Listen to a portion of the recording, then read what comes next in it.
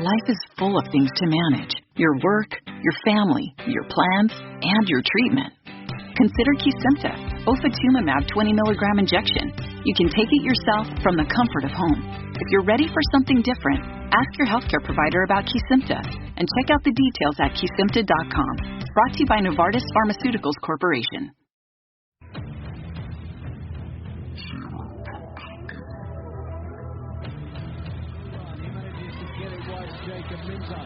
Good job with the shot, and the Slough Jets have taken the lead on the power play. With 23 Russell with the shot for a goal. No need for the save from Lordo, and Campbell finds himself in, and it is 3-1 to the Chelsea Chieftains.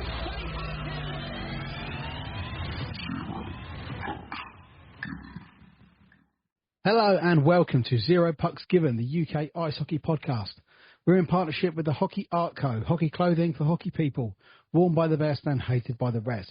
With artistic and stylish t-shirts, hoodies, caps and more, listeners to ZPG Network get a 10% discount on everything from hockeyartclothing.co.uk when you use the code ZP10. We're also in partnership with Manscaped, male grooming products redefining the gentleman around the world. Top quality items like the lawnmower, the weed whacker, the Dome Shaver Pro, everything for your head, chest and balls. You can get 20% off everything at manscaped.com when you use the code 0pucks20.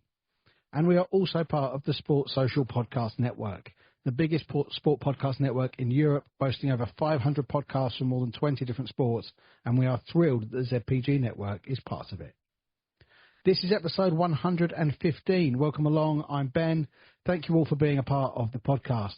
A massive thank you to everyone for listening to the Brett Massey episode. Had some really amazing feedback from it. Brett was, of course, massively popular at Slough, and now he's returned to Swindon. He's massively popular there as well, especially the interaction with everything from the photo of Brett in the Cup final against Streatham last year. We're really hoping that that's all moving now, and we could be seeing that on a Hockey Art Co t-shirt very soon indeed. Of course, if you missed it, it's still available now everywhere you find your podcasts and on YouTube. Some news from the Britain division since we last aired. Some roster additions. Romford Buccaneers have added Nat Williams on a two-way from Phantoms 2. And Oxford City Stars have added an import to the roster, as Canadian Alex Tidings has joined from the Vincent Massey Trojans after he'd been training with the Stars recently, so not a massive surprise there for those in the know. There was some online banter between Stretham's Ethan Lane and Alex Tidings, as the two will face each other this Sunday, so that will make for interesting chats between the two, I'm sure, especially after the result that occurred this Sunday. Right then, this is our roundup episode. We have the match reports from all the weekend's fixture, as we have 2 Saturday games and 4 Sunday games. We'll start in East London as the Romford Buccaneers host the Invicta Dynamos at the Sapphire. Both teams took to the ice, led out by Van Malum and Winterbank respectively. Romford welcomed TJ Anderson back to the roster, and the home side found themselves on the power play early when Springer Hughes was called for hooking on 101. After the Moes killed the penalty, they had a power play chance themselves when Anderson was also called for hooking on 3:54. The Bucks, however, killed the penalty off. With the home side back to full strength, they found themselves behind when former Buck Krakauskas laid on the assist for Lewis Colvin for 1-0 on 6:44. The Moes doubled their lead shortly after when Scott assisted Ollie Bronneman on 9:16 to make it 2-0. On 15:58, Kazaks took a seat for slashing, and in the resulting power play, Ruskin Springer Hughes went unassisted on 17:42 to make it 3-0 power play goal. After the restart, the Moes further extended their lead when Lillis assisted Ruskin Springer Hughes, scoring his second goal in less than 40 seconds, making it 4-0 on 18:17. Into the second, and Invicta got themselves into early penalty trouble when Brodnyman sat for slashing on 2013 and followed to the box by Springer Hughes for high sticks on 21:27. After Brodnyman returned, the Bucks made good of their one-man advantage when Hushka and Dervis assisted new father Harvey Briggs. A huge congratulations to Harvey on the new addition to his family. He made it 4-1 on 23:07 power play goal. On 24:22, the Bucks had a penalty shot chance, but Brad Winterback came out on top against TJ Anderson on his former home ice. From the restart, the home side were punished for that miss when Colvin and Doon assisted Ollie Bronnyman for 5-1 on 24:46. Both sides took consecutive penalties when Burnett and Taylor took penalties for boarding and unsportsmanlike conduct, respectively, quickly followed by Markey and Colvin, both for roughing on 26:23. With both sides still even-handed, the Moes extended their lead further when Saw assisted James Lamming to make it 6-1 on 28:46. The Bucks took a penalty when Hushka sat for 2 for holding on 33:39, but with the man disadvantage, the home side pulled another back when Anderson and Canis assisted Harvey Briggs as he made it 6-2 on 35:09, short-handed goal. Into the third, and an early penalty for Invicta saw Connolly sit for 2 for hooking on 40:44, and the Bucks special teams did the business again as Briggs assisted TJ Anderson to make it 6-3 on 40:48, power play goal. Now at a 3-goal game, the Dynamos got on the front foot again when Laming and Pywell assisted Tom Saw, making it 7-3 on 42:02. Straight from the restart, the Moes stamped their authority as Pywell again assisted Tom Saw for 8-2 on 42:39. Both penalty kill units did their jobs after Connolly and Briggs took successive penalties. On 47:34, Worthy took 2 for cross-checking, and in the resulting power play, Hushka and Dervish assisted Harvey Briggs for his hat-trick as the Bucks forward let everyone know who's the daddy on 47:50, making it 8-4, power play goal. The Dynamos, however, bit straight back when Krukauskas and Springer Hughes assisted Lewis Colvin for 9-4 on 49:43.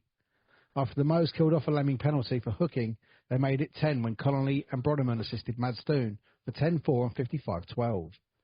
And the scoring finished shortly after. Colvin assisted Ruskin Springer Hughes to complete his hat-trick, making it 11-4 on 55:47. A solid win for the Moes. Man of the match performances from hat-trick men Harvey Briggs, 3 goals, 1 assist, and Ruskin Springer Hughes. For Sunday, the Moes will host the Chieftains, whilst the Bucks head down to Gosport to face the Devils, who tonight make their visit to the hangar.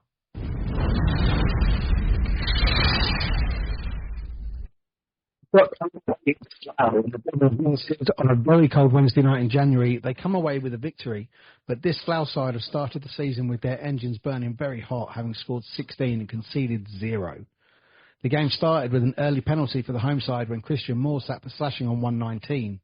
The Devils failed to capitalise and then gave their host a chance when Cackett sat for 2 for tripping on 4 flats, and they got the biblical punishment as the Holy Trinity combined to give the Jets the lead as Seb Moore and Goodchild assisted Christian Moore to make it 1-0 on 5:37, power play goal. A little over a minute later, they doubled their advantage when Christian Moore and Ely Newman assisted Luke Smittle to make it 2-0 on 6:41. On 11:05, the Devils were on the kill again when Wedge sat for 2 for cross-checking, and a potent power play line of Goodchild, Seb Moore and Jacob Minter did the damage, with the former 2 assisting the latter as he made it 3-0 on 11:47, power play goal. Aaron Taylor was pulled by the Devils and replaced by Rory Martin-Edwards. The Jets then killed off a Harmon roughing penalty before extending their lead further when Clark assisted captain Connor Redmond to make it 4-0 on 18:07. Into the second, and a lightning start from the home side saw Goodchild and Merry lay on the assist for Jacob Minter to score his second, making it 5-0 on 20:47. The rest of the second was littered with penalties for both sides, as Wedge, Buckle, Goodchild and Clark all took seats, and Slough received a bench penalty for too many men, but no further goals. Into the third, and the penalties continued to flow. For Slough, Cole, Goodchild, Ely Newman and another bench penalty. For Slough, Lackey and Ottawell. But as we headed into the final 5 minutes, the scoring was finished when Merry and Seb Moore assisted D-Man and former Solent Devils captain Alex Cole to make it 6-0 on 55:45. 2 goals in 2 games for Cole, who will be on ZPG later this week. Another incredible shutout for the Jets on this one-game weekend for them. Man of the match performances from Christian Moore and Rory Martin-Edwards. For the Devils, a Sunday home game against the Romford Buccaneers. Planet Ice Gosport for a 5 p.m. Sunday face-off, and after the difficult start to the season for the Devils, it became a nightmare as the Romford Buccaneers raced into a lead when Luca Pasquale gave them the lead on 37 seconds, marking his 100th Bucks appearance with a goal. On 7:23, Taylor took 2 for slashing, and in the resulting power play, Murray assisted Kane Russell to make it 1-1 on 8:30. The Devils nearly scored a quick turnaround, but had a goal waved off due to the goalie's mask coming off. But then they did complete a turnaround when Sutton assisted Dan Lackey to make it 2-1 on 9:58. The Devils stretched their lead further when Wedge assisted Cam Buckle for his first Devils goal, making it 3-1 on 15:01. Penalties for both sides across the rest of the period, but the home side kept their lead. Into the second, the Devils struck early this time as Wedge and Buckle assisted Harry Harcup for his first Devils goal, making it 4-1 on 27:48. It was 5-1 when Sutton assisted Kane Russell for his second goal of the evening. Romford pulled a goal back when Jure Husker went unassisted and made it 5-2. Solent pulled further ahead with more first as Leo Harris assisted Travis Penny to make it 6-2. Both sides took multiple penalties as the second played out and the score stayed the same. After both teams returned to full strength after their penalties expired, the Devils extended their lead further when Sutton and Murray assisted Kane Russell for his hat-trick goal, making it 7-2.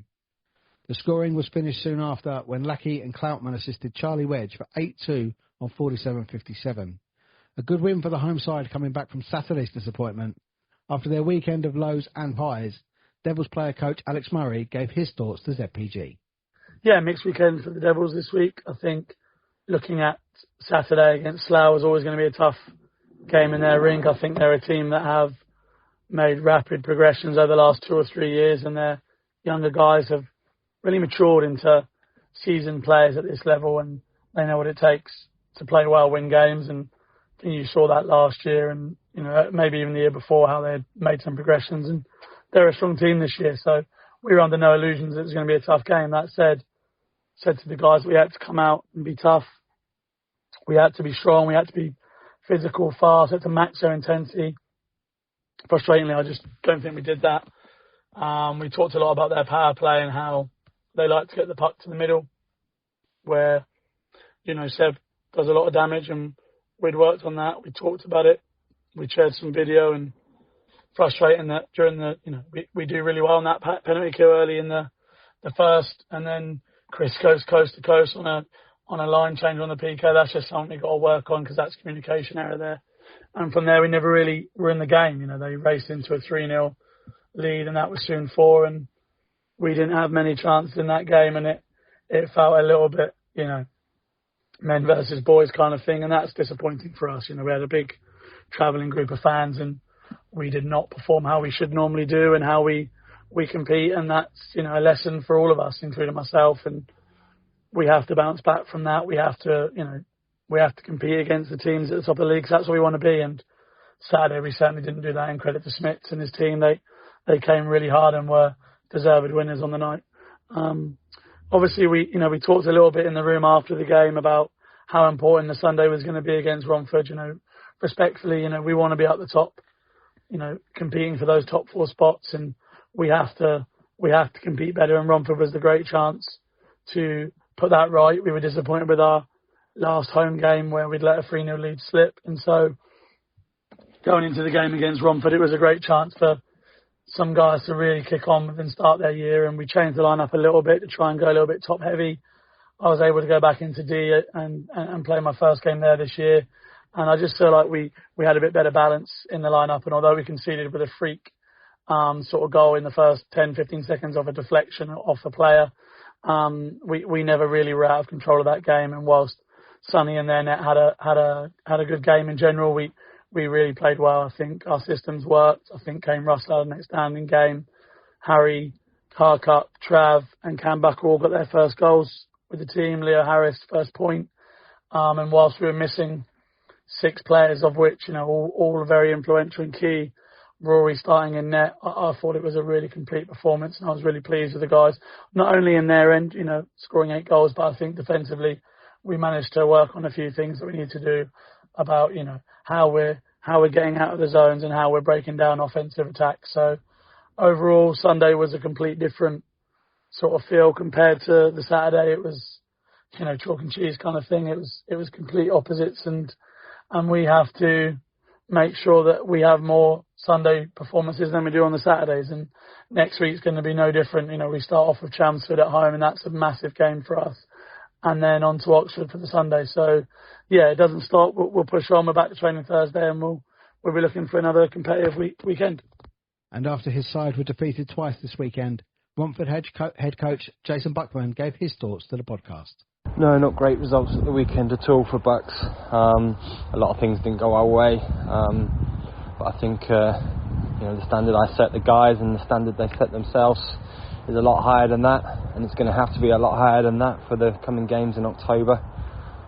We go into a weekend off, so we're going to correct some things in training this week and next week, and we're not going to sulk over the results, but we have to move on from it. We have to learn from it. It's how we respond, which is the most important thing in our next fixtures in a couple of weeks' time. The Oxpens was the host venue as the Streatham Redhawks faced the Oxford City Stars, with the form of the two sides spelling out what could be a one-sided evening, and it did end up that way, unfortunately, for the Stars. The Redhawks were in irresistible form as they put Oxford to the sword in their retro red jerseys. The scoring started with Inglesby assisting JJ Pitchley for 1-0 on 8:33.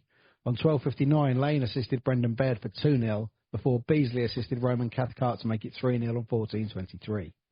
From the restart, the Redhawks struck quickly again when Cathcart and Beasley assisted Luke Brittle for 4-0 on 14:52. Into the second, the Streatham stretched their lead further when Doughty and Warman assisted Brendan Bard for his second, making it 5-0 on 27:22. Straight from the restart, the dynamic duo Beasley and Watt assisted Luke Brittle for his second, making it 6-0 on 27:59. The Redhawks went further ahead when Warman and Painter assisted Roman Cathcart for his second goal, making it 7-0 on 29:24. 5 minutes later, last season's top scorer got in on the action as Brittle assisted Ziggy Beasley as he squeezed one past Miller for 8-0 on 34:31. Streatham scored again when Toombs and Pitchley assisted Jared Lane for 9-0 on 36:43. The Stars switched out Miller for Parsons at the start of the third, but it didn't stop the onslaught as Brittle assisted Ryan Watt for 10-0 on 40:27.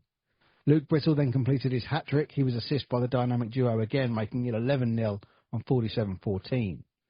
The same trio struck again when Beasley and Watt assisted Luke Brittle for his fourth goal to make it 12-0 on 50:45. On 51:57, Streatham scored again when a role reversal from the first goal saw Pitchley assist Danny Inglesby for 13-0. The scoring was finished when Watt and Warman assisted Luke Brittle for his fifth goal of the evening, making it 14-0 to Streatham. A night to forget for the home side as they were outshot 82-15. After the game, though, Stars head coach Mark Saunders gave his thoughts on the heavy defeat. Yeah, one game weekend for us. Obviously, we took a run into Streatham. They came into the Oxpens on Sunday night. We knew it was going to be tough. We're banged up with injuries already and players away and whatnot. But you have to deal with it. As I said, the last couple of weeks, you have to deal with it. We knew we were in for a really tough game. And obviously, the score reflected just how one-sided it was. But to be fair, we're in a completely different place in our journey than where that Streatham team is. That Streatham team is a well-oiled machine already. But yeah, we're in a completely different place in our journey. We know that. We've got guys that are, wholly committed to the process and wholly committed to playing 60 minutes. And we played 60 minutes last night and our 60 minutes come up well short. But as I said, we're not in a place to measure ourselves on those games like last night. We're about to come into a run of games that we will be measuring ourselves against. And it's up to us to, get some players back, get some players from injury, keep the new guys coming in, strengthening the roster, and hopefully within the next 6 weeks, the team will look completely different, and so will the results. So, yeah, like I said, we're in a completely different place in our journey. Just asked, the fans that were there last night. They cheered for us right from the beginning, right to the end, and we hope we're putting a product on the ice that they can be proud of. It's going to take time, but we're fully committed. The Stables played host to the undefeated Chelmsford Chieftains as they visit the Invicta Dynamos, themselves flying high after a solid victory in Romford on the Saturday. And a really even start to the game. These two sides have shared some really close contests over the past few seasons. The home side had the first power play chance of the evening when Lack was sent to the box for tripping on 7-11, but the PK unit of the Chieftains held strong. The second power play chance for the Moes came in the last couple of minutes after an altercation between Lack and Lillis resulted in a 2+2 for Lack, giving the home side a man advantage, which they took advantage of when Ruskin Springer Hughes went unassisted for his fourth goal of the weekend, making it 1-0 on 19:51, power play goal. Into the second, and the Chieftains struck back early when the Bartlett brothers combined as Grant assisted Cam to smash home the equaliser, making it 1-1 on 21:30. The home side retook the lead just shy of the midway point when Saw assisted Regan O'Neill for a blue line blaster that made the score 2-1 on 28:39. On 33:49, Lillis and Lack resumed their confrontation, this time dropped gloves, and much to the joys of both sets of fans. Having seen it shared on Hockey Fights UK online, got to say I think Alan Lack quite comfortably took it. Both head to the box for 5. For Lillis, it will mean a spell on the sidelines as he suffered a nasty shoulder dislocation. Harry's a good friend of the podcast, so we do wish him the speediest of recoveries. The Moes had to kill off a Thune hooking penalty in the final 2 minutes of the second, but held on to their lead, meaning an uber-competitive third was in store. Right at the start of the third, former chieftain Callum Burnett was called for tripping on 42-18, and as the Chelmsford power play unit went to work, power set back for Jay King to smash the Chieftains level, making it 2-2 on 43-04 power play goal. The Chieftains completed the turnaround 5 minutes later when Lack and Grant Bartlett assisted Cam Bartlett to finish for 3-2 on 48-11. The visitors had to kill off a Jay King holding penalty on 53-46, but confirmed their victory in the final 60 seconds when Grant Bartlett went unassisted on 59-18 to make it 4-2 to Chelmsford on the night. A weekend of two halves for the Dynamos, and after the game, head coach Carl Lennon gave his thoughts. Another 2 games for us this weekend, and we started in Romford on Saturday. We had a great first period where we were, I think, quite dominant, very well structured, and we caused them a lot of problems in terms of how they sort of could create any zone time in our end. And ultimately as well, we punished them when we had our opportunity. So the 4-0 lead at the end of the first, I was very happy with that. We moved into the second, and I think we kind of took the foot off the gas a little bit. We're a bit casual in some of our special teams. We gave away a power play and a penalty kill goal, which was not great.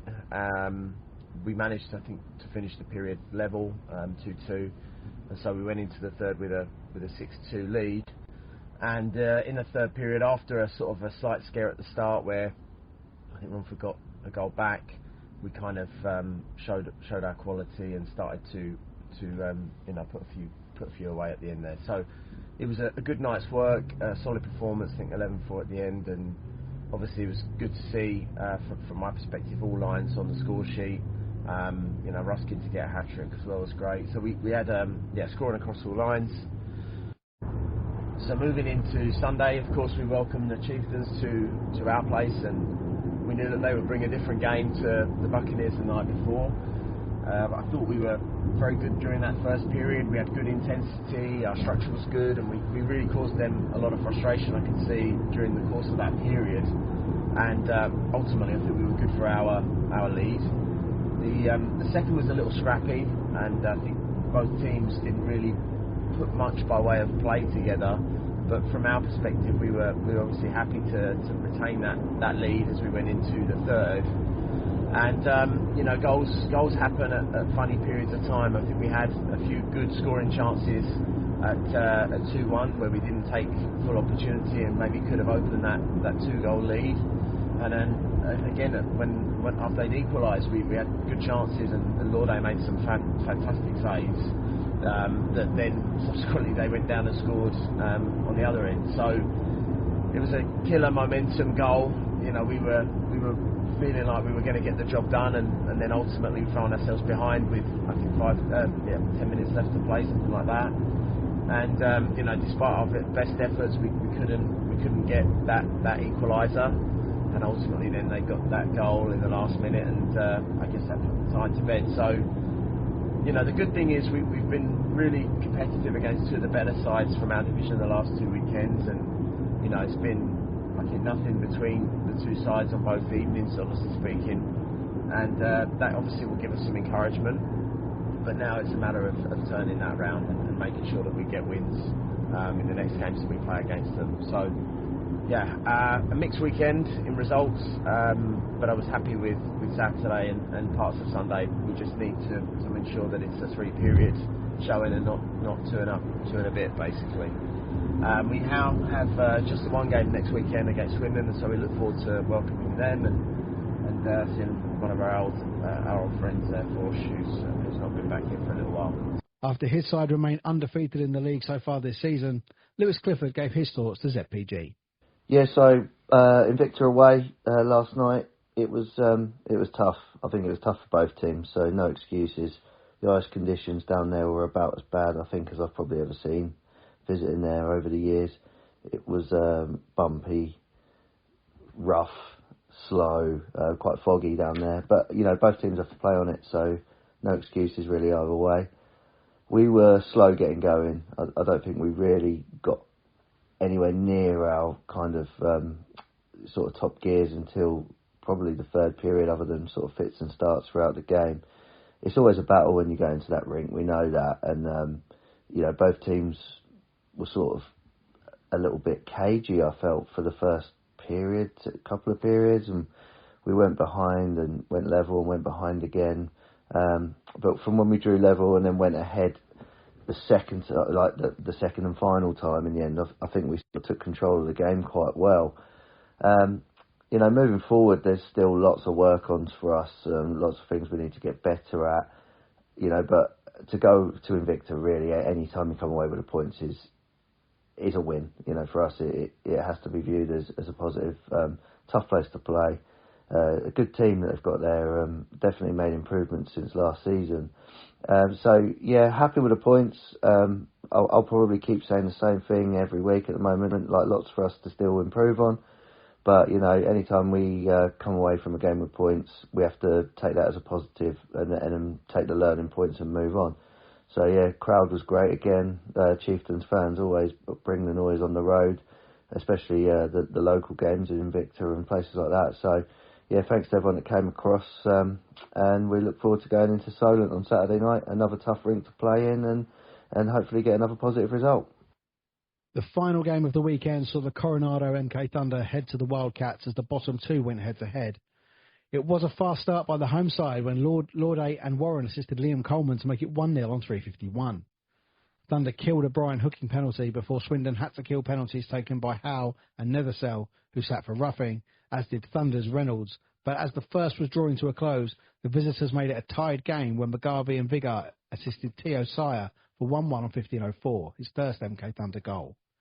Into the second, and the game remained really tight until the Wildcats retook the lead when Howe and Nethersell assisted Hayden Lee for 2-1 on 37:38. And before the period was out, they stretched their lead further when Warren and Coleman assisted Matt Lauday for 3-1 on 39:18. That forward trio doing the damage for the Wildcats.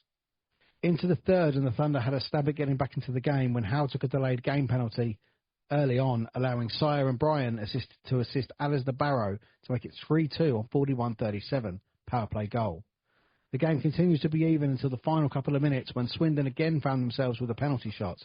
Jay Warren composed himself and slotted home for 4-2 to Swindon on 58:20. Bradfield was pulled for the final few seconds in an attempt to make the game uncomfortable for the Wildcats, but Coleman and Nethersell assisted Jay Warren for the empty netter to make it 5-2 on 58:38. A solid win for Swindon. For MK, they're really struggling to get that first win, especially that the level of work that they're putting in is deserving of. After the game, Coronado MK Thunder coach Will Fry gave his thoughts on Sunday night's defeat. Some thoughts from the weekend for us. Obviously nice to have a one-game weekend this weekend, and I think it was certainly one going into that we thought we had a good chance to get our first points of the season. Put a lot of hard work in up to this point.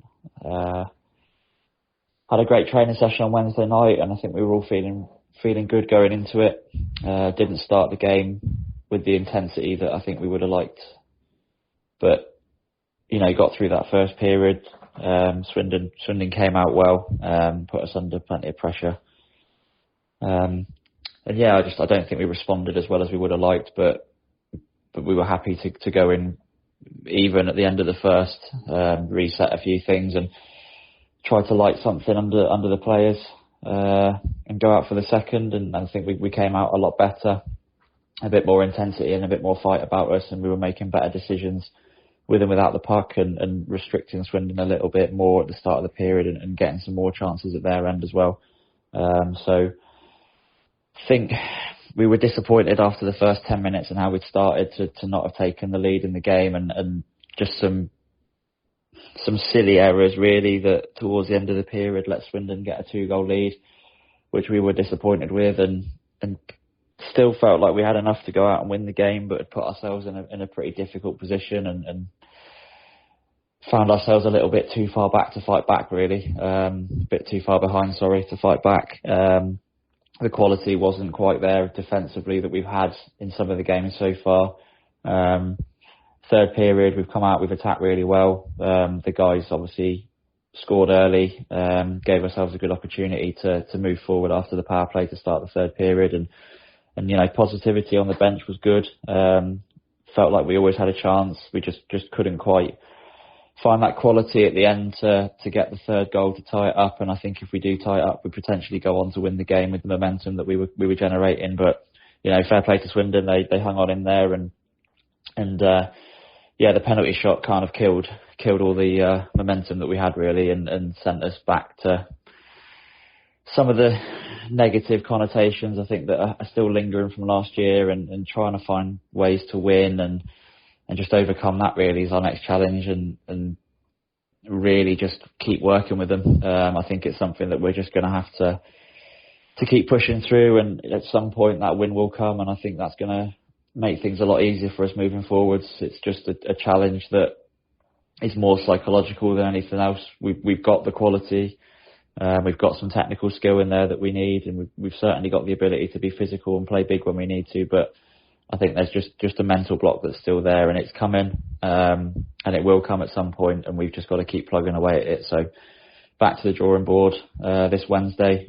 Obviously got a very tough weekend next weekend with a double header against Streatham to get through, but then we can open our legs a little bit as the season progresses and get moving and keep firing on all cylinders and just keep pushing on that door, and at some point it'll open for us, and then I think we'll see a much improved team in terms of decision making and game management and confidence out there.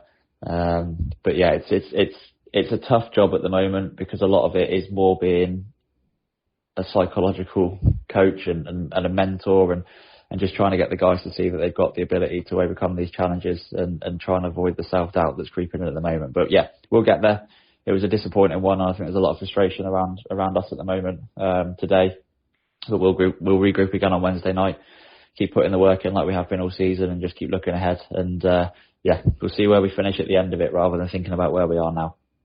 Well, another weekend from the Britain Division all wrapped up. A massive thank you again to the coaches for providing their thoughts. It really is appreciated and such a vital little piece of the podcast. So with goals the order of the day this weekend, let's have a look at this. Hi, it's Justin Wong, Kenny Wu from the Muddy Ducks, presenting Zero Pucks Given Britain Division Player of the Week. Player of the Week then. I've got to reiterate, last week's choice was such a tough one because particularly Mads Doon getting 4 and 4 over the weekend. But the fact that Slough had 2 shutouts that I just had to go for Smithall might have made a rod for my own back, but that's how I saw it. This week, it is back to goals. There were hat-tricks all round this weekend for Ruskin Spreer-Hughes, for new daddy Harvey Briggs, but with 5 goals and 2 assists in Streatham's dominant 14-0 victory over Oxford, this week's Player of the Week is Streatham Redhawks' Luke Brittle.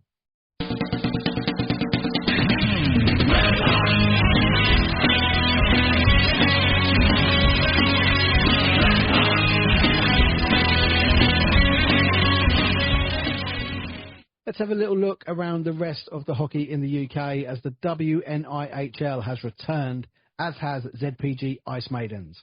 Episode 10 is available now and sees Adam Mackman run through the teams in the Elite League, and he catches up with Whitley Bay Beacon's Sally Hinton. You can find ZPG Ice Maidens everywhere you get your podcasts for the results from all of this weekend's games in the WNIHL, plus those exclusive post-game interviews. Keep your eyes out for the weekly episodes from ZPG Ice Maidens, the only podcast dedicated to UK women's ice hockey.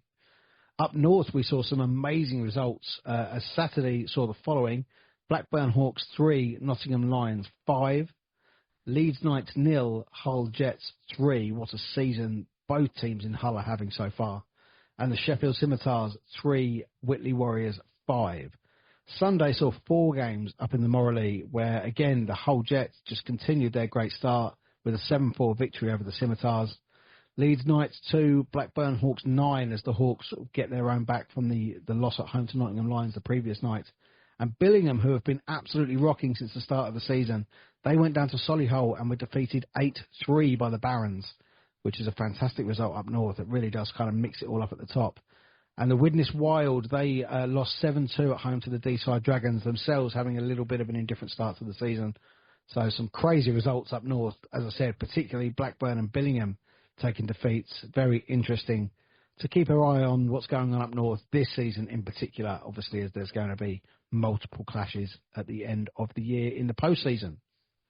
Fixtures for next week in the Britain Division then. Solent Devils, after an up-and-down start, they host the unbeaten Chelmsford Chieftains at 5 p.m. at Planet Ice in Gosport. The Thunderdome plays host as the Coronado MK Thunder host the Streatham Redhawks in the league, and the Cup face off at 7 p.m. for that one. Sunday the 29th sees Invicta Dynamos host the Swindon Wildcats, 5:45 at the Stables. It's a 6:15 face-off at the Oxpens as Saunders Stars prepare for the visit of the Devils. And finally, Streatham and MK complete their league and cup double-header at the High Road with a 6:45pm face-off. The relentless pace of the Britain Division does not let up for Thunder's coach Will Fry. There is also the conclusion of the Welsh Cup. The first leg was up in Deeside. It finished 5-5 between the Deeside Dragons and the Cardiff Fire. On the 28th, this Saturday, the second leg is taking place in Cardiff. So the first piece of silverware up for grabs this year, the Welsh Cup. So we will be keeping an eye on that and having a full match report in next week's episode, as well as, of course, all those Britain Division games. And then next week, after that episode, we will be speaking with Cardiff Fire forward at Danny Williams as well. So especially if Cardiff Fire can get their hands on that Welsh Cup, that'll be fantastic to hear from Danny and hear about everything that's going on in Cardiff. So that is it for the Roundup episode. Thank you again for listening. A massive thank you to the coaches for their thoughts. Don't forget to check out all the socials for 0 Pucks Given. You can find us everywhere on Instagram, TikTok, Facebook, Twitter, etc., etc. Please subscribe to the YouTube channel so you don't miss any videos. Hopefully, if my work schedule quiets down a little bit, I'm looking to do some ZPG away days with some YouTube shorts to accompany them. You can also check out the merch store via the link tree on the social media channel. So if you can get hoodies, beanie hats and bobble hats, all 0 Pucks Given merchandise is all there. Later this week, then we have our interview episode with Slough Jets alternate captain, a couple of goals in his first few games as well, Alex Cole. He'll join ZPG. We did speak briefly at Ali Pally. You can find that on YouTube as well. Once again, thank you so much for listening, and I'll see you next time.